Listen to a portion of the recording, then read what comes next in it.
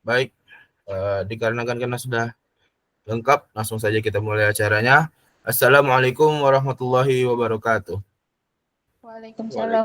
Waalaikumsalam warahmatullahi wabarakatuh. Selamat pagi dan salam sejahtera untuk kita semua. Yang terhormat Bapak dosen Asok Profesor Dr. Harun Mukhtar, Eskom Mkom, dan juga pemateri kita Dr. Amin. Juga ada pemateri kita di sini, Ustazah Giantika Oktaviani, F. Eskom GR.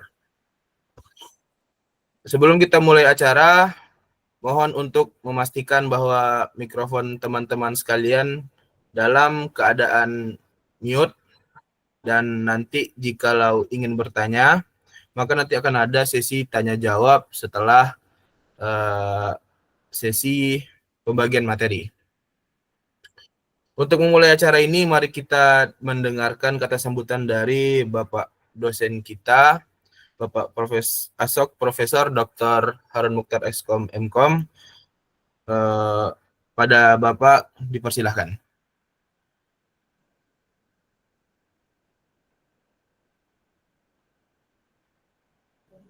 Assalamualaikum warahmatullahi wabarakatuh. Waalaikumsalam. Alhamdulillahirabbil alamin, raditu billahi rabban wa bil islam dina wa bi Muhammadin nabiyya wa rasulullah. Asyhadu an la ilaha illallah wa asyhadu anna Muhammadan abduhu wa rasuluh. Allahumma shalli ala Muhammad wa ala ali Muhammad. Puji syukur kita sampaikan kepada Allah Subhanahu wa taala karena pada pagi hari ini kita masih diberi kesehatan, masih diberi semua nikmat yang wajib kita syukuri, dan juga Allah telah memberikan semua fasilitas untuk hidup kita sehingga kita masih bisa hidup sampai detik ini. Salawat beriring salam kita sampaikan juga kepada Nabi kita Muhammad Rasulullah Sallallahu Alaihi Wasallam atas petunjuknya, atas dua wasiat yang ditinggalkan, Al-Quran dan As-Sunnah. Mari kita sama-sama dan mari kita memperbanyak salawat untuk Nabi Muhammad dengan ucapan Allahumma sholli ala Muhammad wa ala ali Muhammad. Namun tidak terbatas hanya ucapan saja, maka bukti sholawat itu kita juga harus melaksanakan apa yang telah dicontohkan beliau. Ya, saya hormati pembicara kita,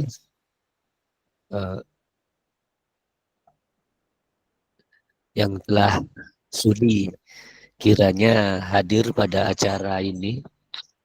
Jadi acara ini sengaja kita tajab untuk meningkatkan kreativitas mahasiswa dengan sasaran mahasiswa memiliki kemampuan dalam menyelenggarakan suatu event baik nasional ataupun internasional. Yang dalam hari ini webinar nasional yang diselenggarakan oleh setiap kelas atau setiap mahasiswa di dalam kelas untuk perkuliahan komputasi awan. Kemudian terima kasih kepada mahasiswa yang telah berhasil, yang telah sukses menyelenggarakan acara ini. Jadikanlah ini sebagai pengalaman, sebagai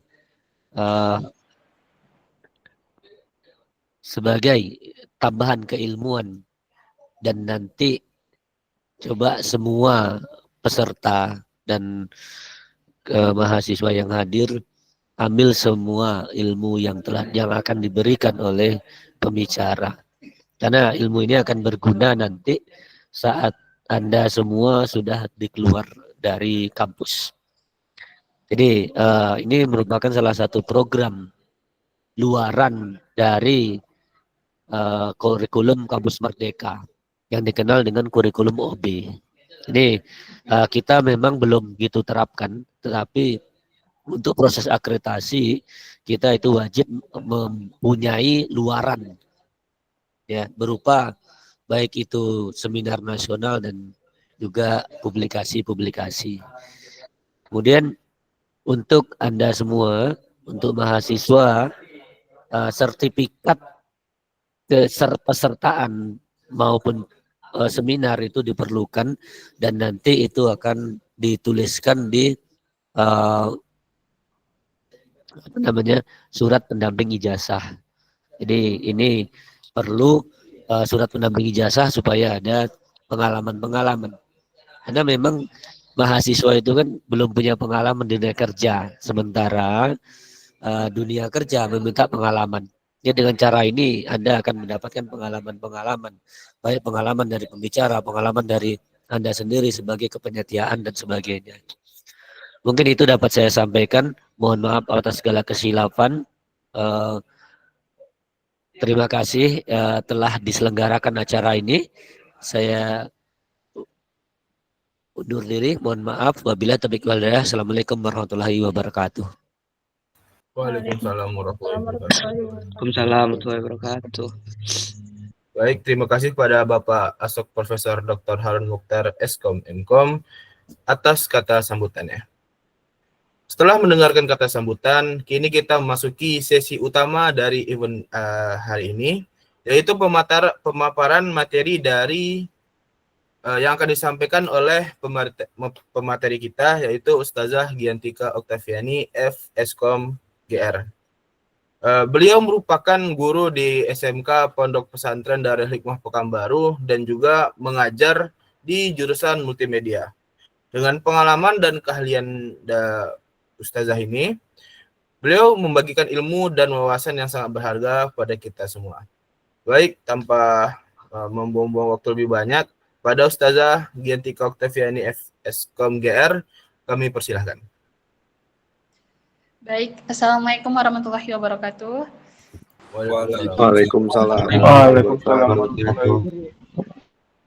Izin saya menggunakan handphone dan laptop ya. Jadi yang di laptop itu nanti yang share screen dan di handphone ini untuk audio saya. Gak apa-apa ya. Bismillahirrahmanirrahim. Baik, terima kasih atas waktunya. Mungkin tadi sudah dibuka oleh Bapak dosen juga dan oleh MC kita. Jadi mungkin saya pun langsung saja untuk mempresentasikan mengenai materi kita hari ini. Jadi sebelumnya saya izin share screen ya.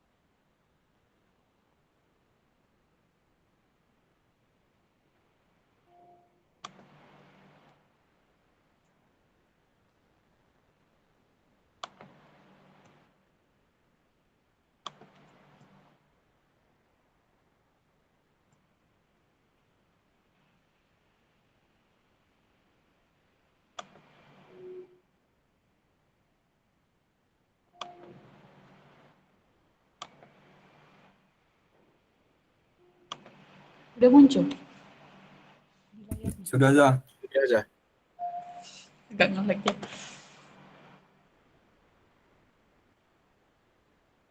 Jadi topik kita hari ini sesuai dengan request-nya juga, itu mengenai cloud computing. Sebelumnya mungkin kalian juga sudah belajar mengenai cloud computing ini ya di kampusnya. Nanti akan ada materi tambahan sih dari yang sudah kalian pelajari sebelumnya itu. Nah, mungkin ini ada sedikit saya perkenalkan diri, tambahan dari yang udah dipaparkan oleh MC tadi. Jadi saat ini saya sedang bertugas di Pondok Pesantren Darul Hikmah, tepatnya itu di bagian SMK-nya. Dan alhamdulillah diberikan amanah sebagai ketua program studi jurusan Desain Komunikasi Visual di SMK-nya ini. Terus di pondok pesantrennya juga diberikan amanah sebagai koordinator tim IT-nya dan sebagai manajer di BMT Darul Hikmah itu. Jadi di Darul Hikmah ada BMT namanya, dan kebetulan saya diberikan tugas sebagai manajernya juga. Mungkin oh ya, ada tambahan sih, saya sekarang kalau untuk organisasi masih bergabung di sebuah organisasi jurnal dan paper di Pridatech namanya. Itu sebuah komunitas atau organisasi di Winsuska sih. Kebetulan ada yang gabung nih kayaknya, anggota Pridatech-nya. Dan kemarin saya izin share ke grup Pridatech itu untuk bisa bergabung juga mengikuti webinar ini. Mungkin itu aja sih profil saya. Nah, lanjut ke materinya. Nah, adapun nanti tujuan yang akan saya sampaikan di materi ini adalah mahasiswa mampu untuk memahami konsep, terus manfaat, dan penerapan cloud computing itu sendiri. Jadi semoga nanti tujuan ini bisa tercapai selama pembelajaran dan pemaparan materi ini. Sebelumnya saya juga mau minta tolong, mau sedikit apa ya namanya ya, apa namanya tuh, refleksi enggak sih? Jadi sebelum pembelajaran ini dimulai, saya mau mengetahui sejauh mana pengetahuan mahasiswa di sini mengenai cloud computing itu sendiri. Jadi ini saya buat dalam bentuk kuis gitu. Jadi silahkan scan barcode yang di layar masing-masing. Jadi di situ nanti ada beberapa pertanyaan mengenai cloud computing itu sendiri. Tapi ini enggak menentukan, pokoknya ini hanya sebatas saya pengen tahu nih udah sejauh mana pengetahuan kalian mengenai cloud computing gitu. Muncul kan ya barcode-nya? Muncul, Zah? Muncul, Ustazah. Ada 3 pertanyaan itu. Mengenai cloud computing. Jadi silahkan akses linknya.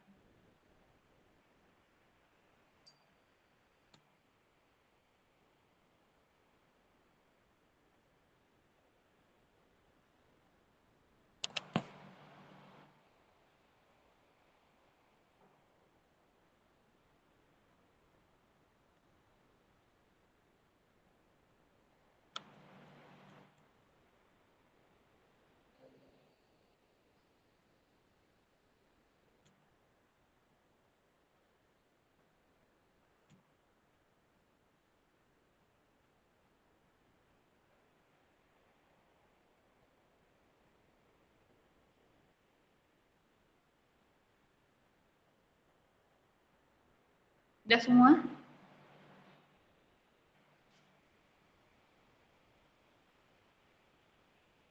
Ada yang ragu dengan pertanyaannya? Tidak, Ustazah. Baik. Kalau ada pertanyaan langsung aja deh kayaknya ini. Angkat tangan dan langsung bertanya gitu.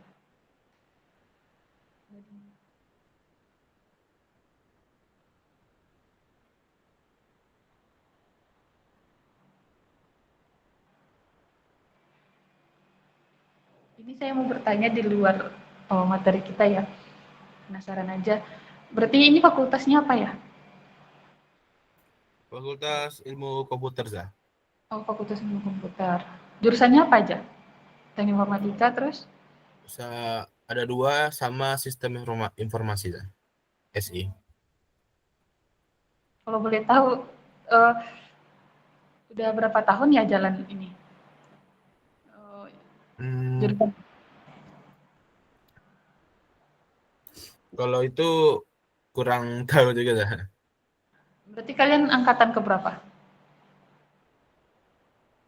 Kalau di kami biasanya tuh angkatan itu per tahun masuk aja. Misalnya kayak seperti kami itu karena tahun masuknya tahun 2022 jadi kami disebut angkatan 22. Oh gitu, Mbak. Angkatan keberapanya gitu ya. Karena Nah, emang baru tahu sih saya ini ada jurusan Teknik Informatika di UMRI. Kan kebetulan emang udah lama juga MOU sama UMRI, cuman di bagian pendidikan Teknik Informatika bukan Teknik Informatika gitu. Jadi saya mikirnya tadi kirain ini pendidikan Teknik Informatika. Rupanya emang Teknik Informatika murni gitu ya.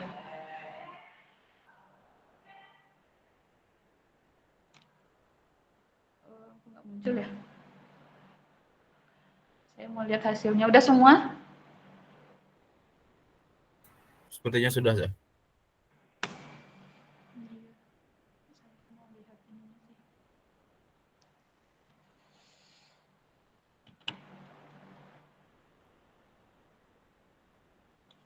Jadi mungkin kayaknya nggak asing lagi ya dengan cloud computing ini. Mungkin kita pun semua udah menggunakan dan menerapkan ilmu cloud computing ini sendiri. Jadi, bentar ya, responding nih. Share screen-nya masih jalan kan ya? Masih Zang. Ya, ini lagi. Responding.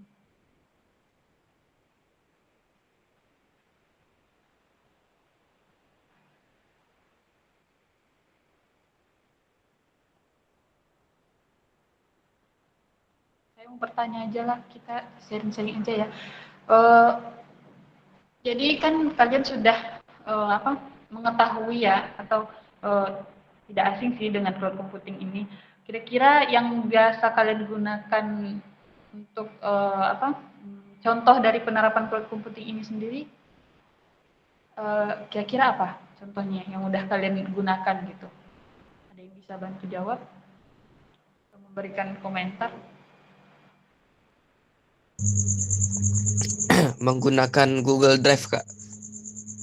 Boleh, Google Drive ya.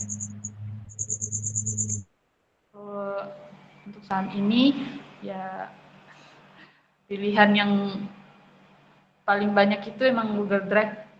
Jadi di samping Google Drive juga free walaupun 15 GB ya jadilah gitu. Terus aksesnya juga mudah digunakan. Dan rata-rata kan kita udah menggunakan akun Gmail ya. Jadi langsung terintegrasi dengan Google Drive-nya. Jadi emang Google Drive itu emang salah satu contoh dari cloud computing itu. Nah, selanjutnya, bentar ya. Saya penasaran juga sih masih dengan jawaban kalian. Jadi saya memaksakan untuk melihat dulu sebentar hasil dari vote dan pendapat kalian mengenai cloud computing.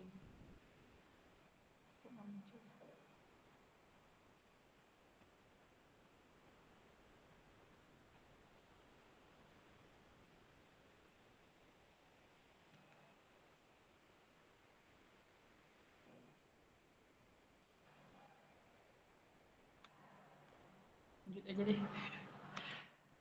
Nanti laptopnya nge-lag lagi. Nah, bagian pertama kita akan memahami mengenai konsep cloud computing. Jadi, cloud computing itu sebenarnya adalah sebuah layanan. Jadi, layanan komputasi yang berbasis internet yang menyediakan sumber daya dan infrastruktur di mana pengguna dapat menggunakannya tanpa harus memiliki perangkat keras secara fisik. Jadi sebuah cloud computing itu dia layanan komputasi, bukan sebuah produk. Dan dia menyediakan sumber daya kayak database-nya, terus infrastrukturnya juga. Nah, itu dapat digunakan tanpa harus memiliki perangkat keras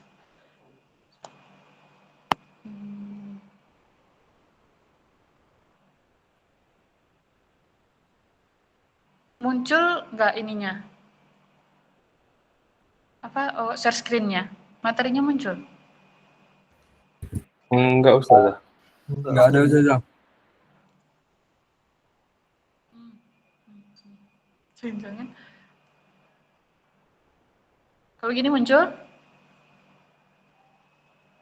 Masih belum ya? Belum ya. Belum, Sah. Kok hilang?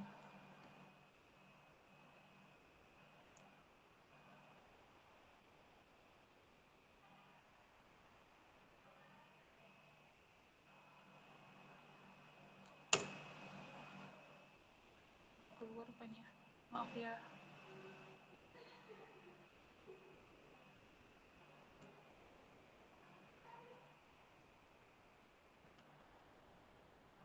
Kita sampai jam berapa ini, Radit? Sebelum Jumat lah ya. Iya, Sah, sebelum Jumat.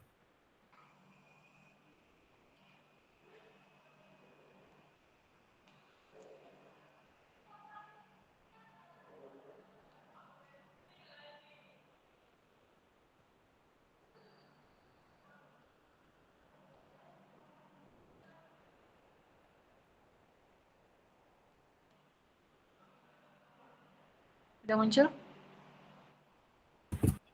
Belum ya. Oh, udah.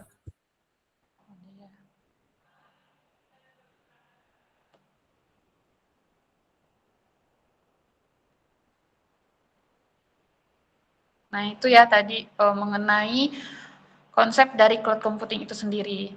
Jadi dia sebuah layanan komputasi, bukan sebuah produk gitu ya. Nah, kita lanjut. Nah, ini sejarah perkembangan cloud computing itu. Jadi dari tahun 1960-an itu idenya muncul. Memungkinkan banyak pengguna untuk mengakses komputer secara bersamaan. Jadi karena udah banyak yang menggunakan komputer secara bersamaan, jadi ide itu muncul lah gimana caranya sebuah layanan komputer itu dapat diakses bersamaan gitu. Nah, selanjutnya di tahun 1990-an itu virtualisasinya berkembang pesat, terus disediakan cara efisien untuk mengelola sumber daya komputasi itu. Jadi di tahun 1990-an itu karena sudah maju dan berkembang, jadi disediakanlah sebuah cara yang efisien dan efektif untuk mengelola sumber daya komputasi tadi gitu. Lanjut di tahun 2006 itu ada sebuah peluncuran AWS dan sampai sekarang dia masih terkenal ya. Amazon Web Service itu dia memperkenalkan layanan cloud publik dan merubah cara perusahaan menggunakan teknologi. Dan tahun 2010 sampai sekarang adopsi cloud computing ini meningkat dengan pesat di berbagai industri yang menjadi solusi utama untuk kebutuhan teknologi informasi. Ya sampai sekarang kita masih merasakan update dan perkembangan terus untuk cloud computing ini. Banyak, nggak hanya Google Drive tadi ya, banyak lagi yang layanan-layanan yang menyediakan untuk penyimpanan secara cloud gitu. Nah, selanjutnya jenis-jenis layanan dari cloud computing. Jadi ini yang mungkin kalian sudah paham juga dan sudah belajar juga mengenai ini. Ada 3 layanan cloud computing itu. Yang pertama itu adalah infrastruktur as a service. Nah, itu penyediaan infrastrukturnya, infrastruktur atau perangkat-perangkat IT seperti server dan penyimpanannya itu. Jadi itu layanan yang infrastrukturnya. Contohnya adalah AWS EC2. Itu salah satu contohnya. Nanti kalian bisa cari yang lain sih contoh dari infrastruktur itu apa-apa aja. Nah, selanjutnya layanan platform as a service. Nah, itu lingkungan pengembangan atau membangun aplikasi dan solusi perangkat. Kayak softwarenya gitu. Software untuk cloud computing itu apa-apa saja. Nah, itu contohnya adalah Google App Engine. Nah, selanjutnya jenis layanannya adalah software as a service. Jadi ini aplikasi pengeluarannya sih yang kita akses itu, nah itu adalah software as a service. Contohnya Gmail, Google Docs, sosial media dan lain sebagainya. Jadi ini tibanya ya layanan dari cloud computing itu sendiri gitu. Jadi ada 3 dan ini adalah yang emang familiar dan umum gitu. Nah, lanjut jenis penyebaran cloud computing. Jadi tadi itu kan layanannya. Nah, yang sekarang ini maksudnya penyebaran itu adalah bagaimana cloud computing itu disebarkan atau didistribusikan gitu loh. Jadi yang pertama itu adalah metodenya cloud public. Maksudnya layanan cloud ini tersedia untuk semua orang. Jadi kalau misalkan kayak AWS itu atau Google Cloud, Google Drive, nah itu kan publik ya, umum. Jadi penyebarannya itu bisa diakses oleh semua orang kayak gitu. Nah, yang kedua cloud privat. Cloud privat ini maksudnya infrastruktur cloud-nya dikhususkan untuk satu organisasi. Jadi menawarkan kontrol lebih besar pastinya. Jadi kita kayak order gitu, jadi kita yang punya khusus cloud-nya. Misalnya kita mempunyai sebuah perusahaan atau organisasi gitu, jadi kita mau punya satu cloud yang emang itu khusus kita gitu. Jadi kita yang mengelola dan yang punya itu sendiri gitu. Nah, pastinya dia kontrol untuk cloud itu ya lebih besar dan lebih banyak karena kita yang punya sendiri gitu ya. Terus ada hybrid cloud. Nah, ini kombinasi antara public dan privat. Jadi ini memberikan fleksibilitas dan pilihan. Itu jenis penyebarannya. Kira-kira ada yang mau bertanya atau sejauh ini masih ngambang nggak dengan cloud computing gitu? Atau lanjut? Silakan dilanjut saja. Ya, lanjut. Selanjutnya adalah mengenai keuntungan dari cloud computing. Jadi apa-apa aja yang manfaat atau keuntungan ketika kita menggunakan cloud computing ini. Jadi pertama, mungkin banyak sih keuntungannya lagi ya. Kalian nanti juga bisa nyari atau tambah referensi lagi. Keuntungan yang pertama itu adalah kolaborasi. Maksudnya itu kita bisa berbagi dengan teman atau dengan rekan kerja kita mengenai mungkin data yang kita punya atau pekerjaan yang kita punya itu dengan kita simpan di cloud computing misalnya. Nah, itu kita dapat kolaborasi dengan teman kita tanpa harus tanpa harus jarak dekat. Jadi kita dapat dimanapun ya, asalkan ada internet sih, kita bisa kolaborasi dengan teman kita untuk sebuah kerjaan yang pastinya data kalian itu emang udah tersimpan di cloud computing kalian gitu. Terus aksesibilitas, itu maksudnya memberikan akses data secara real time ya, pastinya ya. Mungkin kalian ini ya kayak kita contohnya Google yang udah kalian gunakan ya, Google Doc udah pernah atau spreadsheet pernah menggunakan? Pernah, Zang. Atau Canva. Nah, itu kan salah satu contoh cloud computing ya. Jadi ketika kita akses misalnya Canva ya, kita ngedesain gitu dengan teman. Nah, itu nanti bakalan langsung ketika temannya ganti, nah kita bisa lihat proses dia mengganti desainnya gitu. Nah, jadi itu real time. Itu maksudnya emang jelas kayak gitu, langsung. Nah, selanjutnya biaya efisien. Pastinya juga mengurangi biaya awal dengan pembayaran berdasarkan penggunaan layanan cloud. Nah, biaya awal itu maksudnya kan kalau kita mengadakan sendiri kan lebih besar tuh biayanya. Jadi kalau misalnya kita menggunakan cloud computing ini, mungkin biaya yang dikeluarkan tidak terlalu besar gitu maksudnya. Kalau misalnya yang berbayar ada juga, dan itu pun nggak terlalu besar sih, dan itu kan biasanya langganan ya.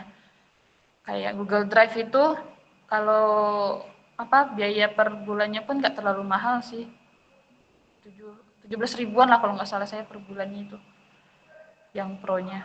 Atau kemarin itu saya dapat diskon, nggak tahu lah. Kebetulan emang butuh kan Google Drive gitu dengan penyimpanan yang besar, jadi makanya berlangganan sih. Cuman biayanya kan di situ saja, kita nggak mikirkan biaya yang lain-lain gitu, biaya server dan yang pokoknya biaya pengadaan sistem kita nggak mikirin lagi. Nah itu maksudnya untuk biaya tadi. Nah lanjut dengan tantangan dari cloud computing atau kekurangan bisa disebut sih ini dari cloud computing itu. Nah yang pertama itu keamanan data. Resiko pelanggaran atau keamanan data itu menjadi tantangan utama dalam cloud computing. Jadi ketika kita menyimpan sebuah data di cloud computing ya jaga-jaga dan pastikan emang data itu bersifat tidak terlalu privasi gitu. Jadi usahakan ketika kita menyimpan data di sebuah cloud computing, kalau bisa ya jangan data-data pribadi dan data-data sangat privasi gitu jangan di-upload atau disimpan di cloud computing. Diusahakan aja sih gitu. Karena keamanan data pun untuk cloud computing masih belum terlalu dijamin kayak gitu. Karena sekarang ini kan ketika kita akses sebuah aplikasi aja misalnya kan rata-rata minta akun Gmail ya. Nah, ketika sebuah aplikasi atau sistem udah minta akun Gmail, nah itu udah sama kayak KTP kita gitu loh. Jadi identitas kita itu udah kemana-mana gitu. Jadi ketika kita ngasihkan email misalnya, kan kita nggak sadar ya. Kadang ya udahlah daftar aja gitu, masukin email gitu. Nah, ketika kita udah daftarin email kita, nah itu data kita tuh udah ngambang tuh di mana-mana, udah masuk ke mana-mana itu. Jadi untuk keamanan data kita di Gmail atau di penyimpanan yang menggunakan akun Gmail kita tadi, nah itu sudah rentan gitu dan rawan untuk dibobol atau dibobol lah kayaknya. Jadi itu untuk keamanan data. Lanjut downtime. Downtime itu maksudnya ketergantungan pada koneksi internet yang stabil dapat menyebabkan downtime dan gangguan layanan. Jadi kalau cloud computing ini ya internet sih ya kan tonggak utamanya gitu.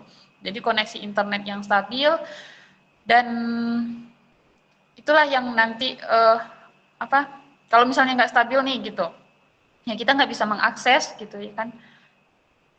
Itu maksudnya downtime. Terus pengelolaan biaya. Biaya penggunaan cloud ini dapat meningkat secara tidak terduga jika tidak dikelola dengan baik.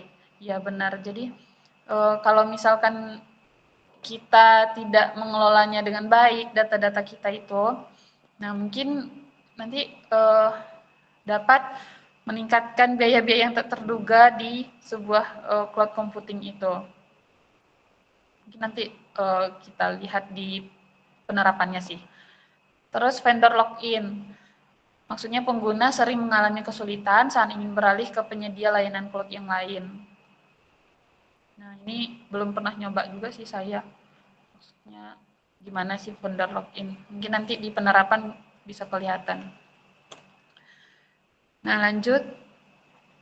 Nih, masa depan cloud computing itu. Nah, nanti kira-kira seperti apa sih cloud computing ini gitu.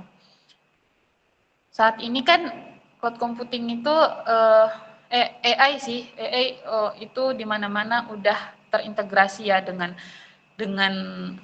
aplikasi-aplikasi yang kita gunakan tuh udah banyak tuh yang menggunakan AI. Nah, termasuklah cloud computing ini. Jadi integrasi AI dalam layanan cloud itu memungkinkan analisis data yang lebih efisien dan cerdas. Jadi data yang udah ada di cloud computing itu diintegrasikan dengan AI gitu, dengan kecerdasan buatan. Jadi menganalisis datanya itu lebih efisien dan efektif. Itu maksudnya ya cloud computing dengan integrasi AI. Nah, yang kedua edge computing. Jadi memproses data itu lebih dekat dengan sumbernya untuk mempercepat waktu respon dan meningkatkan efisiensi. Lanjut, inovasi layanan. Nantinya cloud computing itu lebih cerdas dan terintegrasi untuk memenuhi kebutuhan pengguna. Jadi secara umum untuk masa depan cloud computing ini nantinya akan menjadi sebuah layanan yang emang semua orang menggunakan dan membutuhkan. Jadi mungkin bisa kayak jadi kebutuhan primer lah bagi kita nantinya cloud computing ini. Walaupun sekarang masih statusnya mahasiswa ya, tapi kan kita aja yang mahasiswa aja udah menggunakan dan membutuhkan ini gitu, cloud computing ini. Nah, apalagi nanti kalau misalnya kita udah bekerja atau punya perusahaan atau punya sebuah organisasi, nah ini akan sangat membantu dan memberikan solusi untuk penyimpanan data kita kayak gitu. Nah, kira-kira ada pertanyaan sejauh ini? Nah, ini ada contoh kasus untuk penggunaan cloud computing. Di bagian e-commerce, terus di bagian startup teknologi, dan di bagian pendidikan. Saya ngambil 3 itu aja sih. Kira-kira kalau webinar ini boleh ngasih tugas nggak? Atau emang hanya sekedar mendengarkan saja? Bagaimana Radit? Biasanya kalau webinar ini cuma menjelaskan seperti ini, sama nanti ada sesi tanya jawab, cuma itu aja. Oh, baik. Jadi rencananya tadi saya mau ngasih nih kalian yang ngasih contohnya di penerapan e-commerce itu cloud computing seperti apa kayak gitu. Terus di startup teknologi itu cloud computingnya seperti apa, dan di pendidikan biasanya cloud computing digunakan seperti apa. Tapi udahlah saya jelasin aja contohnya. Jadi kayak di e-commerce itu ya, kan e-commerce sekarang udah banyak. Nah, data-data yang data-data yang ada di e-commerce itu mereka menggunakan cloud computing itu sebagai untuk pengelola inventaris transaksi, terus produk-produknya. Nah, itu kan semua mereka simpan di cloud itu. Jadi lebih efisien dan efektif pastinya gitu. Itu penggunaan cloud computing di e-commerce.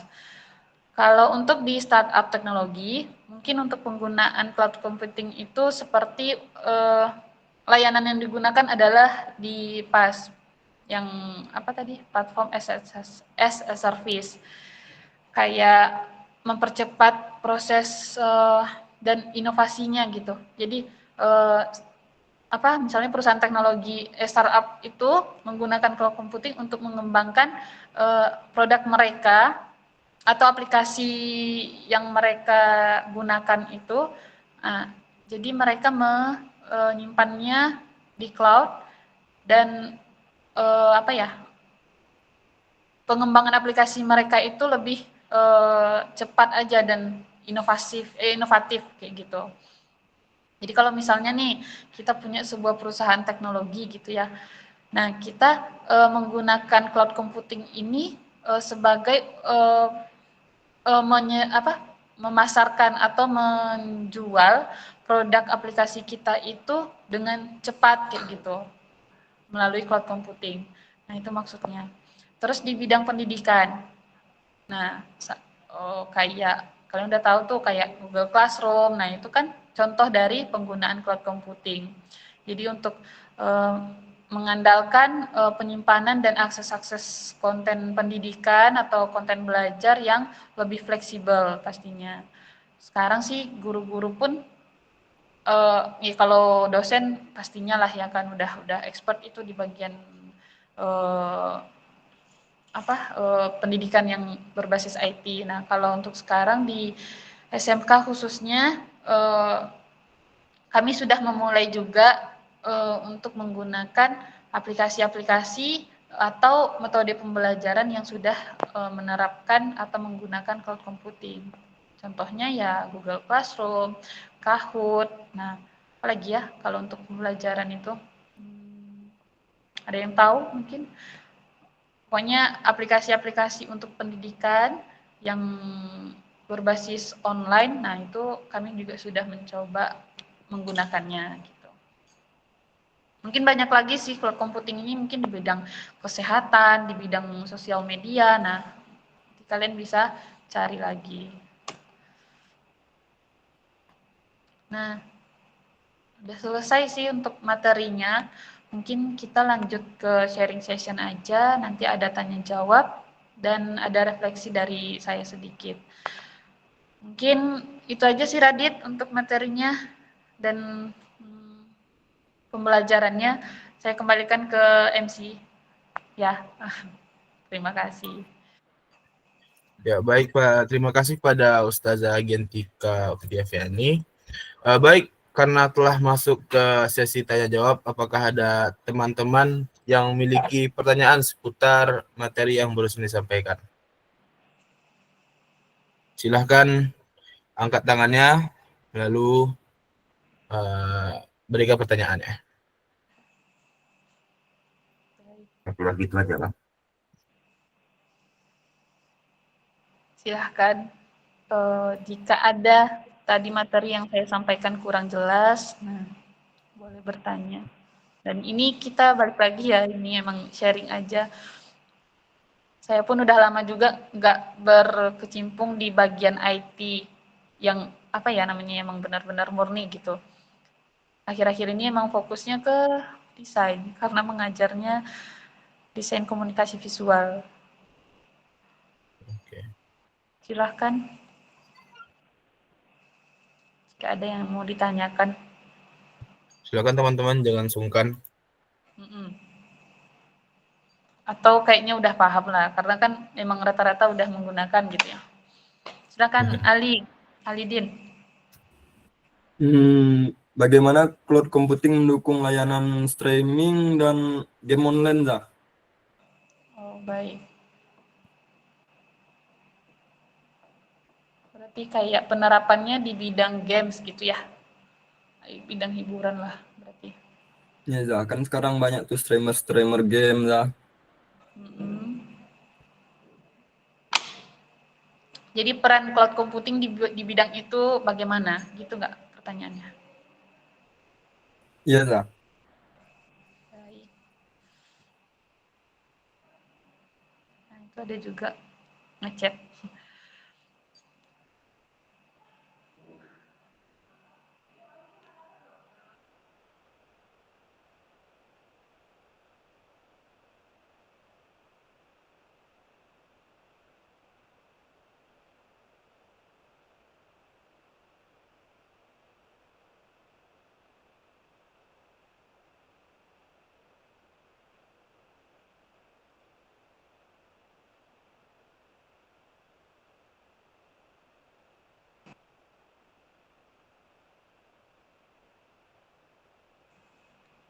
Maaf ya terkeluarkan.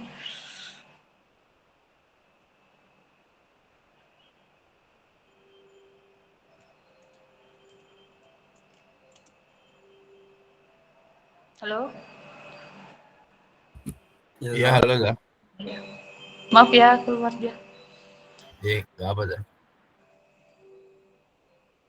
Tadi yang bertanya di chat ya. Iya Zah, ada Jidan. Dan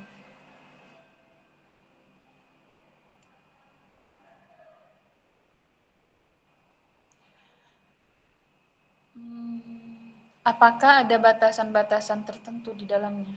Karena biasanya layanan cloud computing ini bersifat berbayar.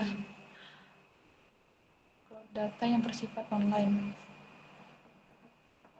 Cloud data yang bersifat online. Ada Ada lagi pertanyaannya?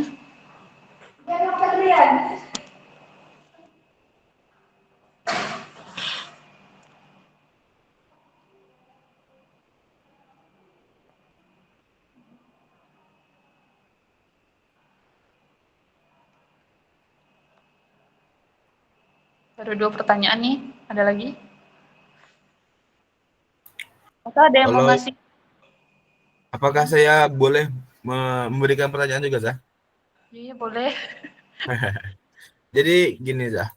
Kan karena cloud computing ini sedang lagi overpower-nya, Iya, apalagi banyak bisnis juga yang beralih ke cloud gitu. betul. Tapi apakah ada skenario di mana perusahaan itu tuh lebih baik tetap pakai sistem on premise gitu ya, atau sistem yang dibuat dari sistem perusahaan itu sendiri. Misalnya kayak saya punya ibaratnya saya punya sekolah gitu, terus saya bikin tim IT-nya sendiri, bikin situsnya sendiri, bikin servernya sendiri, gitu ya.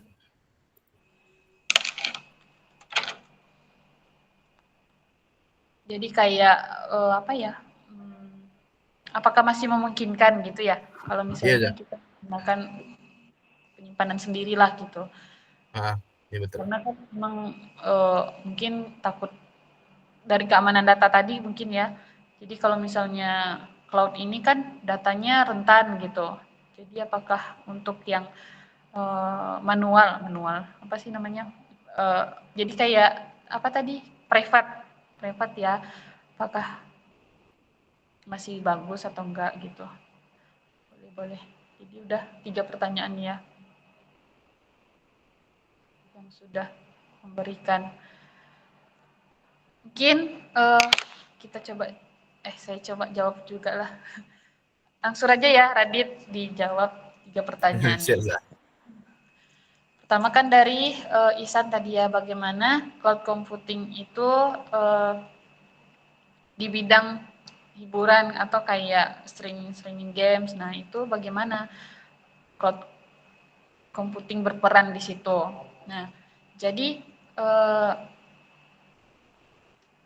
di mana-mana itu emang sekarang udah menggunakan cloud computing ya, termasuk di industri game salah satunya. Jadi mengapa apa ya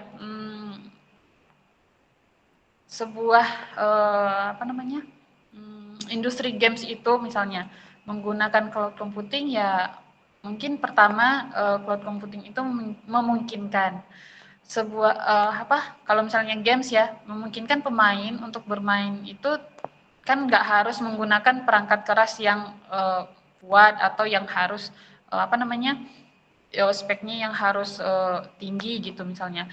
Jadi karena udah ada dibantu dengan cloud computing tadi, dengan perangkat yang ada atau yang seadanya aja gitu, kita udah bisa mengakses atau memainkan game itu gitu.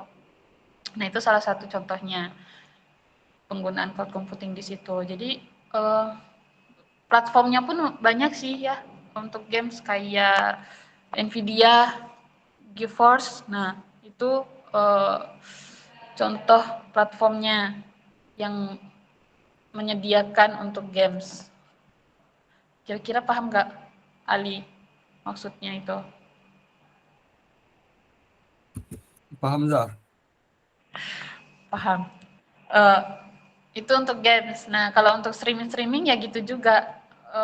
Kayak streaming video, musik gitu ya. Nah, dia apa menggunakan cloud computing ya sebagai menyimpan data-datanya lah pastinya gitu ya kan.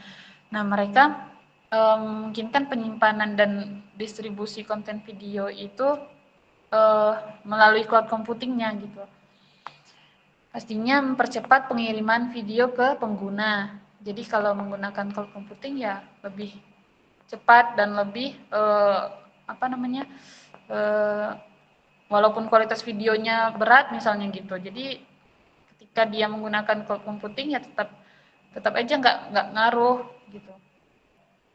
Itu kalau untuk yang di video atau musik atau live musik yang lainnya lah. Lanjut. Ada lagi tambahan Ali Jadi paham ya maksudnya cloud computing itu di sebuah industri games atau industri hiburan, dia berperan sebagai kalau misalnya kayak games, nah itu tadi kita yang pengguna games itu tidak dibebankan atau tidak dipusingkan lah dengan pengadaan perangkatnya. Jadi kadang games yang apalagi games-games yang berat gitu ya. Nah, dengan menggunakan cloud computing ini kita bisa mengakses dengan perangkat yang seadanya kayak gitu. Kalau untuk yang di hiburan seperti video-video tadi, nah jadi kalau menggunakan cloud juga salah satunya adalah ketika video atau musik itu dalam ukuran yang besar, nah kita tidak terlalu kita nggak terlalu dibebankan juga dengan misalnya ukuran video yang terlalu besar. Nah itu menggunakan cloud computing nanti ketika share-nya atau ketika berbaginya cepat juga gitu, nggak lama lah ketika proses pengiriman videonya itu. Nah lanjut yang Zidane saya agak bingung maksudnya batasan apa ya Zidane, apakah batasan fiturnya atau batasan apa nih gitu. Jadi misalkan cloud data yang bersifat online, misalnya cloud datanya itu adalah ya Google Drive lah yang udah biasa kita gunakan gitu ya. Nah, jadi yang Zidane tanyakan itu batasan-batasan di Google Drive-nya itu gitu ya, atau apa kira-kira Zidane? Mana Zidane ini? Seperti email maksudnya Ustazah, karena sekarang banyak yang bayar.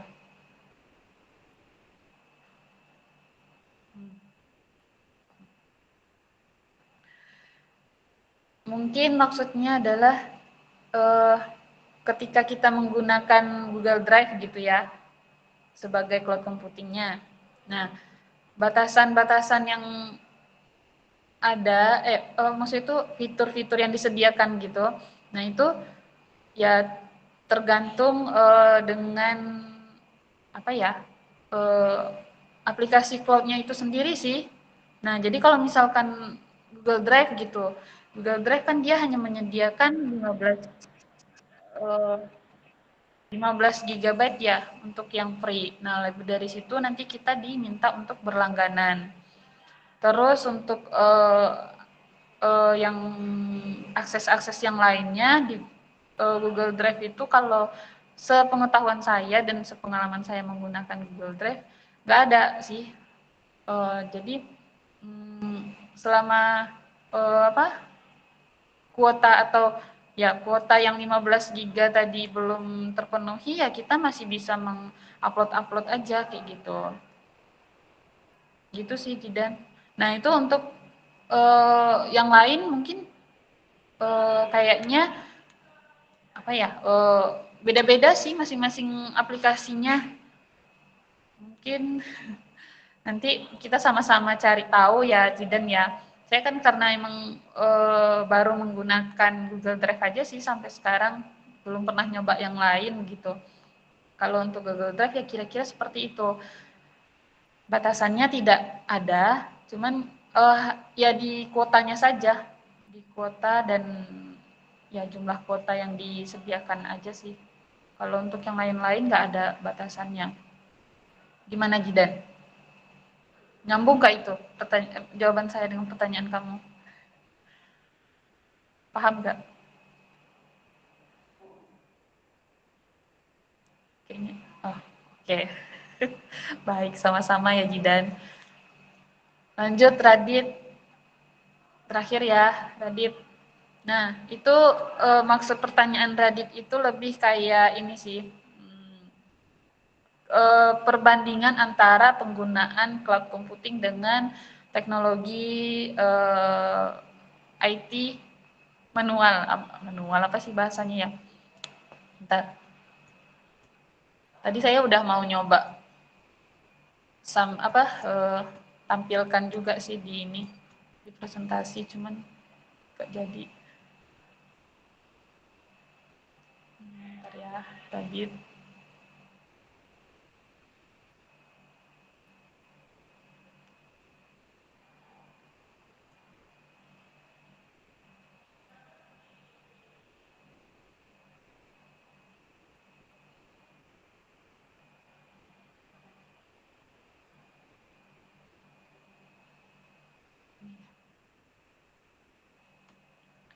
Jadi kalau misalkan mau menggunakan cloud sendiri gitu ya, ya nggak apa-apa juga sih sebenarnya gitu. Cuman kan di pengadaan biaya di awal sih kita yang agak berat. Nah itu aja sih sebenarnya. Jadi kalau misalnya nih, kayak Radit bilang tadi, saya di sekolah mau buat sebuah sistem misalnya, tapi semuanya server, perangkatnya kita yang menyediakan semua, ya nggak apa-apa juga. Ya palingan nanti kita agak dibebankan pertama di biaya awal, terus biaya maintenance juga pastinya ya kan. Nah terus apa lagi ya, untuk aksesnya juga nggak terlalu bisa banyak atau terlalu besar gitu loh, kalau misalnya kita yang ngadain sendiri. Nah jadi ini sih saya coba tampilin ya.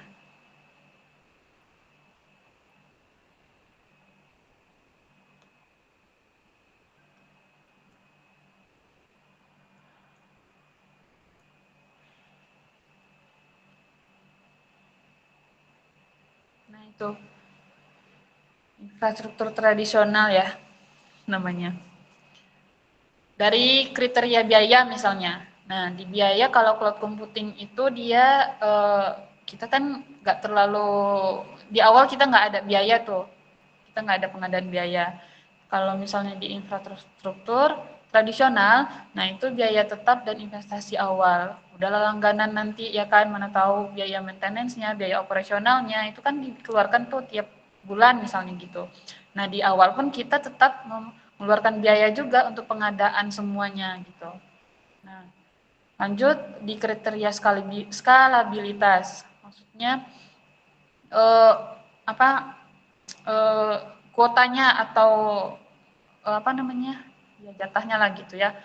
Nah kalau misalnya di cloud computing itu kan bebas ya, mau berapa banyak pun lah data yang nanti yang kita siapkan atau kita masukin, nah itu kan bebas dan besar, luas cakupannya.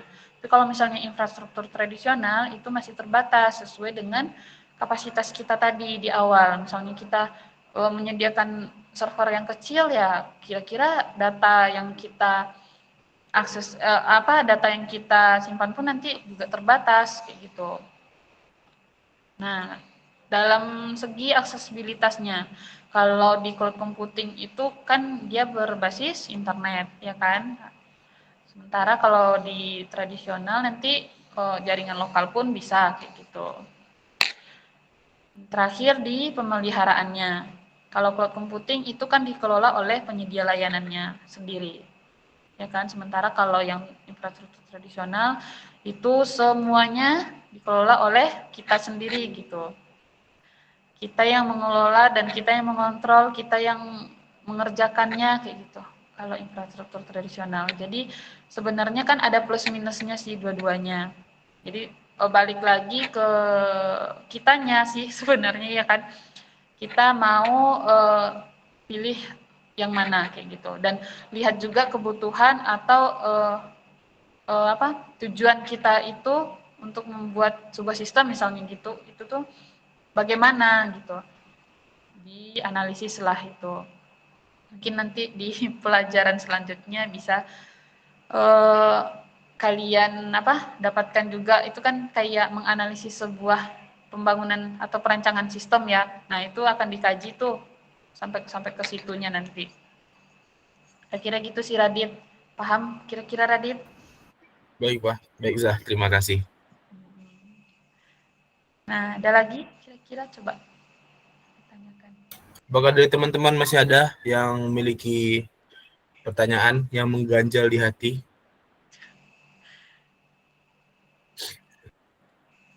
Ini mahasiswanya berapa orang kalau satu kelas? Satu kelas itu sekitar 20 orang ya. 20. Ini nih yang bergabung ada 35 ya? Iya. Sepertinya tidak ada pertanyaan lagi, Zah. Baik, Dari itu, ya terima kasih, Zah. maaf Nggak Radit. kerasa kita sudah berada di penghujung acara.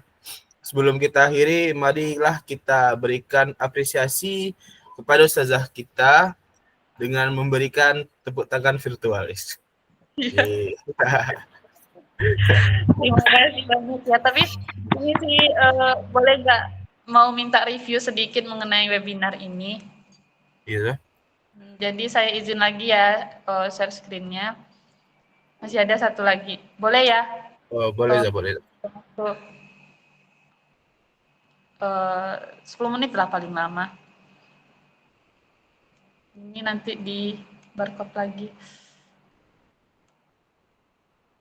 Bisa nggak?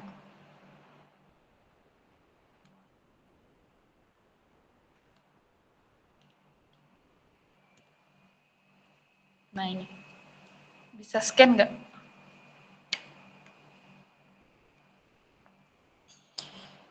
Refleksinya mengenai webinar aja, nggak mengenai materinya.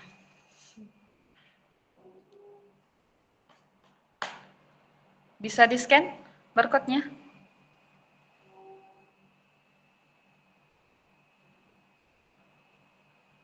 Di HP saya nggak bisa, Zah. Nggak bisa, Ustazah. Nggak bisa ya?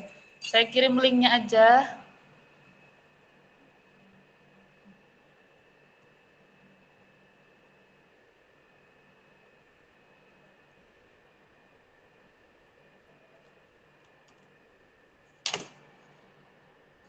Di chat ya.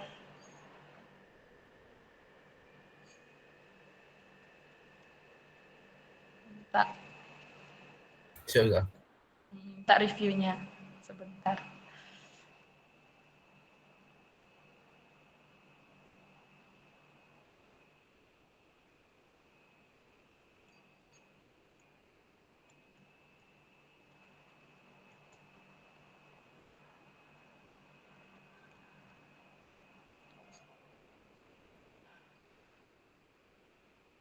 Ini udah direkam tadi ya, Radit?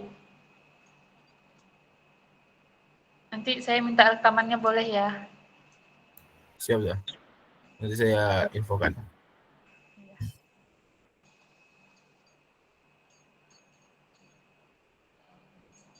Udah 13 yang vote.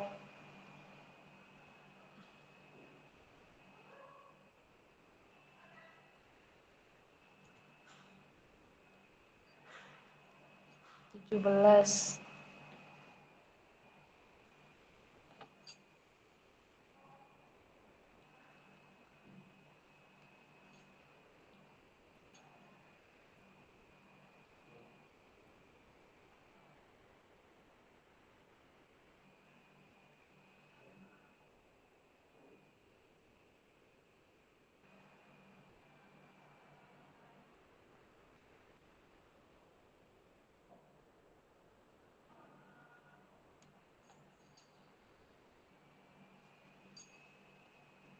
Sembilan belas nih. Tunggu 2 menit lagi ya. Siap, Zah.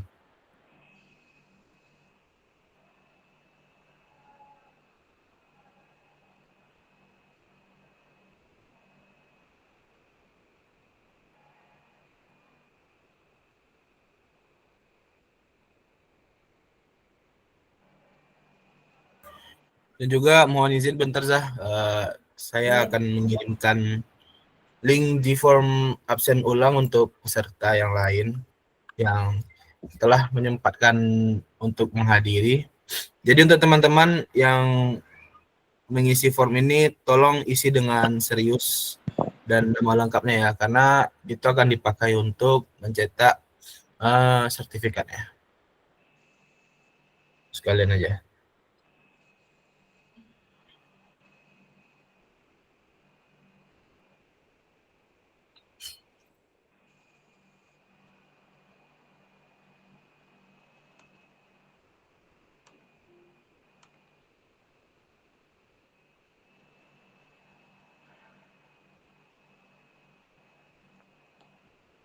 Sepertinya udah kayaknya Radit 20 vote, 21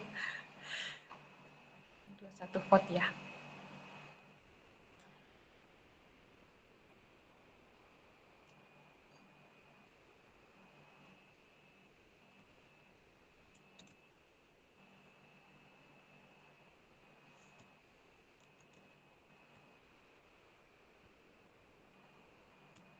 Ini ada grupnya, grup WA-nya ada. Untuk pesertanya ada, Zah? Iya.